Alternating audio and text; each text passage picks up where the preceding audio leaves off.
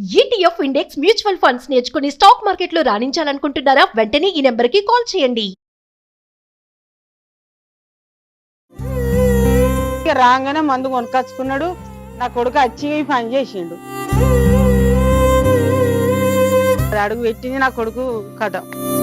అక్క నాకు మనసు మంచిగా లేదు, నాకు నిద్ర పడతలేదు, రాత్రి నేను మందు తెచ్చుకున్నా తాగుతాను అక్క అన్నాడు.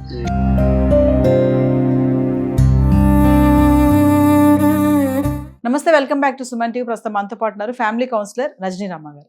నమస్తే మ్యామ్. నమస్తే మేడం, కరీంనగర్ జరిగిన ఇన్సిడెంట్ అయితే మనం చాలా ఆర్టికల్స్ న్యూస్ గతంలో విన్నాం.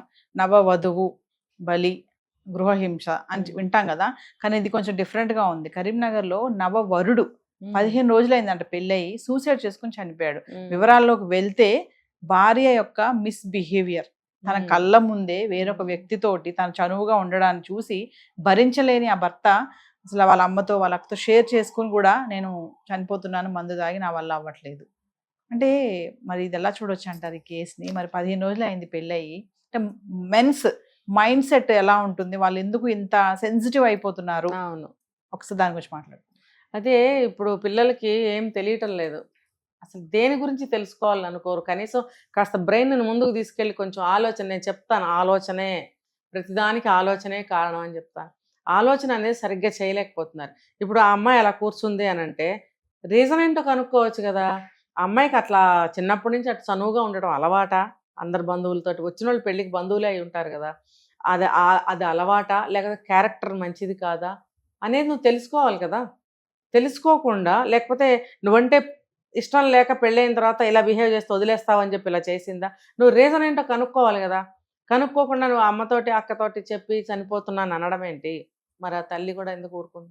నాకు ఫోన్ చేసి చెప్పాడు నా కొడుకు, నాతో కావట్లేదు, నేను నిద్రపోలేకపోతున్నాను, నేను తినలేకపోతున్నాను, నా కళ్ళ ముందు ఇట్లా చేస్తుంది. మళ్ళీ అనిందంట, బావా నేను క్లోజ్ గా ఉండనా ఇతనితో అని భర్తనే అడిగిందంట. తల్లి అక్క చెప్తుంది. అంటే ఇక్కడ మహిళలు కూడా మనం చాలా వీడియో చెప్పుకున్నాం అనుకోండి మేడం, అందరూ కాదు కానీ కొంతమంది ఉన్నారు ఇలాంటి వాళ్ళు. మీరు అన్నట్టుగానే ఒక ఇష్టం లేని పెళ్లి చేసుకుంటే భర్తకి కొంచెం అంటే ఎగనెస్ట్ అవ్వాలని కూడా అలా బిహేవ్ చేసిందని కూడా అనుకోవచ్చు. ఇక్కడ ఏదేమైనా అతని మైండ్ సెట్ అయితే కొంచెం డిస్టర్బ్ అయిపోయింది కదా. ఇంకొకటి ఏంటంటే ఇక్కడ నీకు చిన్నప్పటి నుంచి అందరితో అలా మసులుకోవటం నీకు అలవాటు అయితే అవ్వచ్చుగాక, లేకపోతే పెళ్ళంటే ఇష్టం లేకపోవచ్చు గాక, లేదు నీ క్యారెక్టర్ మంచిది కాకపోవచ్చు గాక, వాట్ ఎవర్ ఇట్, నువ్వు పెళ్ళి ఎందుకు చేసుకున్నావు? మానేసుకో. లేదు నువ్వు పెళ్లి చేసుకున్న చోటకి వెళ్ళాలనుకున్నప్పుడు నీకు అట్లా అందరితో చనువుగా ఉండటం అలవాటు అయితే నువ్వు ఆ పద్ధతి మార్చుకోవాలి.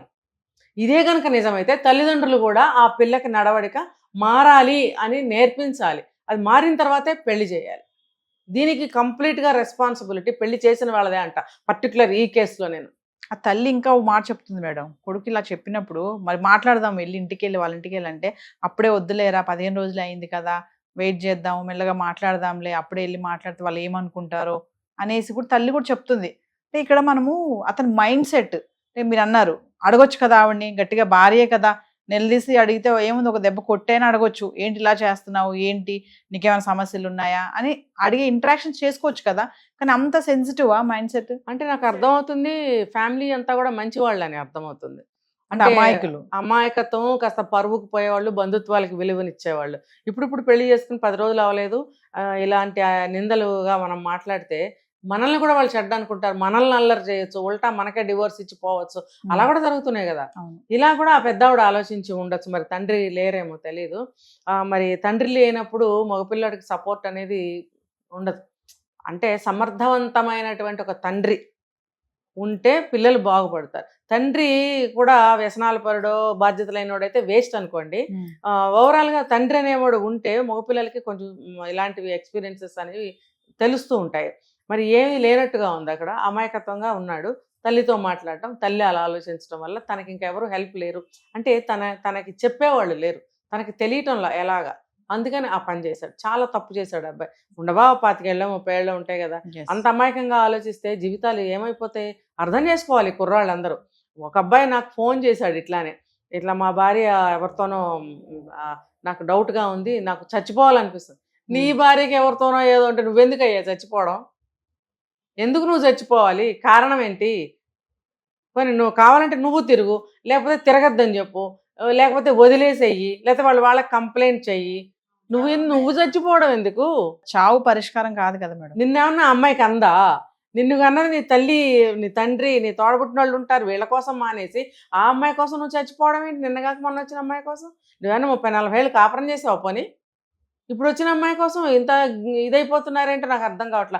ఒకటే గుర్తుపెట్టుకోండి అబ్బాయిలు, మంచి అబ్బాయిలకి, ఇలాంటి సెన్సిటివ్ ఉన్న వాళ్ళ అబ్బాయిలకి నేను చెప్తున్నాను ఏంటంటే, నిన్నగాక మొన్న వచ్చిన 10 రోజులు, 15 రోజులు, సంవత్సరం, 2 సంవత్సరాలు వాళ్ళ మనస్తత్వాలు ఏంటో, వాళ్ళ పోకడలేంటో మీకు ఇంకా కరెక్ట్గా అంతుబట్టని స్టేజ్లోనే ఉంటారు మీరు. వాళ్ళ కోసం 20-30 ఏళ్ళు కని పెంచి మీకు ఒక పేగు బంధం అనేది ఇక్కడ ఉంది. ఆ బంధాన్ని కాదనుకుని వీళ్ళ కోసం ఎందుకు మీరు జీవితాలు పాడు చేసుకుంటున్నారు? అదే మీరు ఒక 30-40 ఏళ్ళు కాపురాలు చేశారంటే ఆ బంధం నిజంగా స్ట్రాంగ్. అప్పుడు ఆలోచించవచ్చు. ఏంటి దీనికోసం నాకు అర్థం కాలేదు. ఇక్కడ ఆలోచించాలి. ఇక్కడ ఒక విషయం ఏంటంటే మేడం, ఇప్పుడు భర్త గనక అలా చేశాడు అనుకోండి, భార్య చాలా ఈజీగా అడిగేస్తుంది, నువ్వేంటి ఫోన్లో అమ్మాయితో మాట్లాడుతున్నావు, ఏంటి అమ్మాయితో అలా మాట్లాడుతున్నావు. అదే గనక భార్య ఒక మహిళ చేస్తే భర్త అడగలేడు.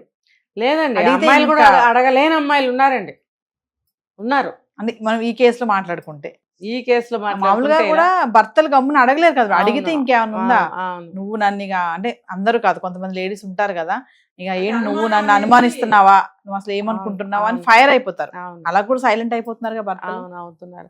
అవి ఉన్నాయి, ఇవి ఉన్నాయి. కాకపోతే ఈ రకంగా ఆలోచించకూడదని నేను చెప్తున్నాను. అలాంటి మనస్తత్వం ఉన్న అమ్మాయికి పెళ్లి వాళ్ళు ఆగి చేయాలి. ఆ అమ్మాయిని కంప్లీట్గా మార్చాలి. పెళ్ళి అంటే ఇలా ఉంటుంది, అది చెప్పుకున్నాం మనం చాలాసార్లు. బిఫోర్ మ్యారేజ్ కౌన్సిలింగ్ ఇప్పించాలి. పెళ్ళంటే ఇలా ఉంటుంది, వైవాహిక జీవితం ఇలా ఉంటుంది, ఆ వచ్చిన వ్యక్తితో రెగ్యులర్ విషయాలు ఎలా ఉంటాయి, ప్లస్లు మైనస్లు ఉంటాయి, నీకు అందం నచ్చింది, ఉద్యోగం నచ్చింది, డబ్బు నచ్చింది కాదు, అతనిలో ఉన్న మైనస్లు కూడా నువ్వు యాక్సెప్ట్ చేయగలగాలి. Yes. తర్వాత అవి మార్చుకునే ప్రయత్నం చేయి. వీలు కాకపోతే వదిలి.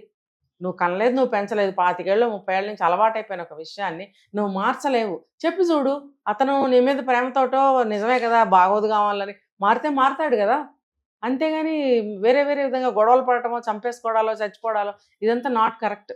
అయితే ఈ విషయం అన్న నాకు ఒకటి గుర్తొస్తుంది మేడం, రీసెంట్ గా ఒక రీల్ వైరల్ అయింది, బాగా ట్రెండింగ్. ఏంటంటే పెళ్లి చేసుకుంటుండగా తాళి కట్టేటప్పుడు అబ్బాయి అమ్మాయిని తాళిలో పెట్టి నీకు ఇష్టమేనా అని అడిగాడు. ఆ టైంలో అక్కడ దాకా వచ్చేసి జీలకర్ర బెల్లం అయిపోయింది.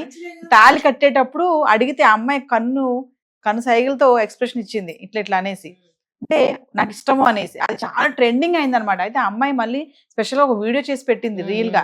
ఇలా ప్రతి ఒక్కరు కూడా ఇలా అడిగితే ఆ క్షణంలో మా ఇష్టమా ఇష్టం లేదా అని ఒక మాట అడిగే వాళ్ళు ఉంటే మా లైఫ్స్ కూడా బాగుంటాయి, అటు ఇద్దరు లైఫ్ కూడా బాగుంటాయి కదా అనేసి. ఇంకొకటి చెప్పరా, ఆ క్షణంలోనే ఆ అమ్మాయి ఒక అభిప్రాయానికి వచ్చి ఉండొచ్చు, రావచ్చు. ఏంటి తెలుసా, ఆఖరి నిమిషంలో కూడా తాళి కట్టే సమయంలో కూడా ఇష్టమేనా అని అడిగాడు అంటే భార్య మనసెరిగి ప్రవర్తించుకునే భర్త అంతే. దొరకడం ఎంత అదృష్టం నాది అని కూడా అమ్మాయి అనుకుని ఉండొచ్చు కదా, అనుకోవాలి కూడా. మరి అంత మంచి భర్త ఎక్కడ దొరుకుతాడండి? ఇంకొక విషయంలో కూడా జరిగింది మేడం ఇలా. ఇంకోటి ఏంటంటే పెళ్లి తాళి కట్టేటప్పుడు అమ్మాయి ఒకటే ఏడ్చేస్తుంది స్టేజ్ మీదే. అతనికి ఇంకేం అర్థం కాలేదు, ఇదేదో ఇష్టం లేదు అని చెప్పి అక్కడక్కడ వదిలేసి వచ్చేసాడు అబ్బాయి నిజమే stage కదా, దిగి. ఏడవడం ఏంటి? అంటే ఏమో, అంటే నేనంటే ఇష్టం లేదా, ఈ పెళ్లి ఇష్టం లేదా, ఏ సమస్య అయినా సరే ఎమోషనల్ ఫీల్ అయిందా? అతను అర్థం చేసుకున్నాడు, ఓకే ఇక్కడ వద్దు, ఇది నాకు జరగదు అని చెప్పి అవును. అక్కడక్కడ వదిలేసి అది కూడా వైరల్ మంచిదే. అయింది. పెళ్ళి అయిన తర్వాత అనవసరంగా చంపుకోవడాలు, చచ్చిపోవడాలు, ఇవన్నీ అనవసరం కదా. ముందే అందుకే బిఫోర్ మ్యారేజ్ కౌన్సిలింగ్ అనేది చాలా అవసరం. ఇప్పుడు ఈ అమ్మాయికి కూడా వాళ్ళు అలా చేసి ఉండాల్సింది. ఆ అమ్మాయి క్యారెక్టర్ మంచిది కదా, అసలు ఆ అమ్మాయికి అట్లా చనువుగా మాట్లాడటం అలవాట, ఇవన్నీ వాళ్ళు సరిచేసి పెళ్లి చేయాల్సిందే. సో ఏదేమైనా మీరు చాలా వీడియోలో అన్నారు మేడం, పెళ్లికి ముందు ఖచ్చితంగా కౌన్సిలింగ్, పెళ్లి అయ్యాక కౌన్సిలింగ్ కాదు, పెళ్లికి ముందు కౌన్సిలింగ్ ఉండాలి. ఎందుకంటే మీరు అన్నట్టుగా ఏమన్నా ఇద్దరి మధ్యలో ఏదైనా ఉన్నా తెలుసుకొని మాట్లాడుకొని సర్దుకొని పెళ్లికి వెళ్తే తర్వాత ఇలాంటి ప్రాబ్లమ్స్ ఉండవు. ఇప్పుడు ఇంట్లో వాళ్ళు చెప్తే అవదండి అది. ఇప్పుడు మనం ఇంట్లో జ్వరం వస్తే డోలో వేసుకోవాలో, పారాసెటమాల్ వేసుకోవాలో అని మనకు తెలుసు. కానీ డాక్టర్ దగ్గరికి వెళ్తే డిఫరెంట్ గా దానికి సంబంధించి ఆ సీజనల్ గా ఉన్నటువంటి బయట వాతావరణానికి అనుకూలమైనటువంటి యాంటీబయాటిక్ ఇస్తారు. మళ్ళీ ఒక ఆఫ్టర్ 3 months 4 months మనం వెళ్తే ఈ యాంటీబయాటిక్ ఇవ్వరు. ఆయనకి తెలుస్తుంది బాడీ కండిషన్ బట్టి, బయట వాతావరణాన్ని బట్టి ఆ యాంటీబయాటిక్ మార్చాలి అని. మనకు తెలిసిందేంటి, జ్వరం టాబ్లెట్ వేసుకోవడమే. ఇంట్లో వాళ్ళ అమ్మ నాన్న ఎవరో ఒకరు టాబ్లెట్ ఇస్తారు, లేదా మనకు తెలిస్తే వేసేసుకుంటాం. అదే కానీ డాక్టర్ దగ్గరికి వెళ్తే కరెక్ట్గా మనకి ఒక పూటలోనే జ్వరం తగ్గుతుంది. అలాగే కౌన్సిలింగ్ అనేది కూడా ఇంట్లో కాకుండా బయట తీసుకోవాలి. అలాంటి వాళ్ళు ఉన్నది ఎందుకు? మరి వెళితే మంచి కౌన్సిలింగ్ ఇస్తారు. నాకు కూడా చాలా మంది అడుగుతూ ఉంటారు, మీరు మంచిగా చెప్తారు మేడం, మీరైతే సరిగ్గా సమస్యను అర్థం చేసుకుని చెప్తారు మేడం. చాలా మంది, నిన్న ఒక అమ్మాయి కాల్ చేసి వాళ్ళ ఆయన ఏదో అక్రమ సంబంధం పెట్టుకున్నాడు, ఏం చేయాలి మేడం, మా ఇంట్లో వాళ్ళు సర్దుకుపో అంటున్నారు. అంటే ఇందాక మీరు అడిగారు కదా పరువు. అలా మంచి అమ్మాయిలు కూడా ఉంటారు ఉన్నారు కదా, మంచి అమ్మాయి తల్లిదండ్రులు కూడా మంచి తల్లిదండ్రులు ఉన్నారు. Yes. మరి సర్దుకుపోమ్మా అని చెప్తుంది, ఎవరు చెప్తారు ఈ రోజుల్లో? Thank you ma'am.